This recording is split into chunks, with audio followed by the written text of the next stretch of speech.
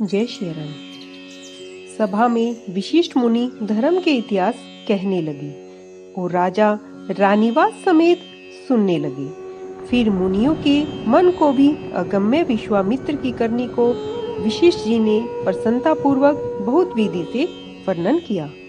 वामदेव जी बोले, ये सब बातें सत्य हैं। विश्वामित्र जी की कीर्ति तीनों लोकों में फैल रही है।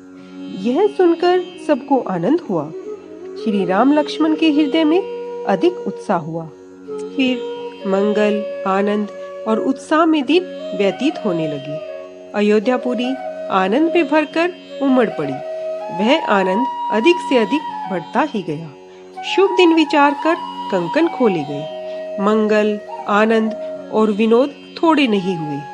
देवता नित्य नए सुख देखकर प्रसन्न होते और ब्रह्मा जी से यही प्रार्थना करते कि अयोध्या में हमारा भी जन्म होवे।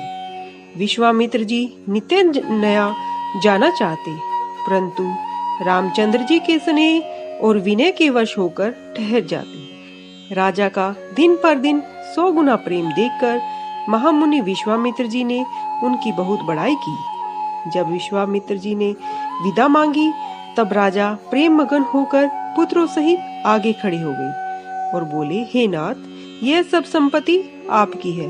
पुत्रों व स्त्रियों सहित मैं आपका सेवक हूँ।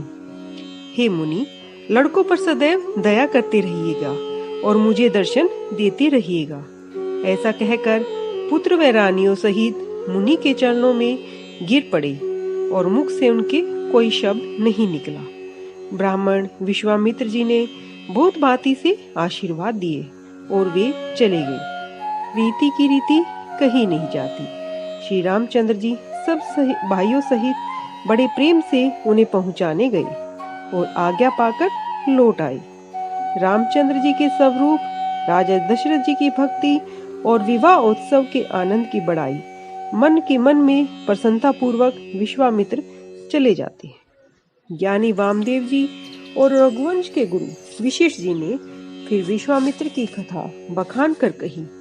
मुनि का सुंदर यश सुनकर राजा मन ही मन अपने पुण्य के प्रभाव की बड़ाई करने लगे। आज्ञा हुई तब सब लौटे और महाराज पुत्रों सहित महलों में गए। जहां तहां रामचंद्र जी के विवाह का यशगान गाया जाने लगा और पवित्र सुयश तीनों लोकों में फैल गया। श्री रामचंद्र जी जब से विवाह करके आए हैं, तब से सब आनंद अयोध्यापुरी में बस गए। प्रभु के विवाह में जैसा आनंद उत्सव हुआ, उसको सरस्वती जी और शेष जी भी नहीं कह सकते। श्री सीताराम जी के यश को, कवि कुल के जीवन को पवित्र करने वाला तथा मंगल की खान जानकर इसी से मैंने अपनी वाणी को पवित्र करने के लिए कुछ वर्णन किया है।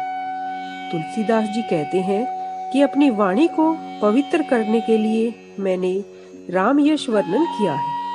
राम जी का चरित्र अपार समुंदर है।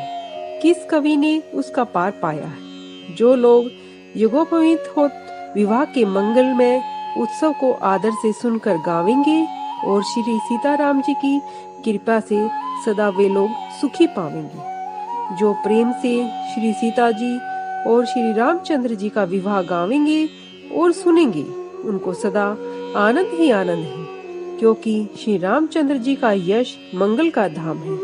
जय श्री राम। कलयुग के संपूर्ण पापों को नष्ट करने वाले श्री रामचरितमानस का यह प्रथम सोपान बालकांड समाप्त हुआ। जय श्री राम।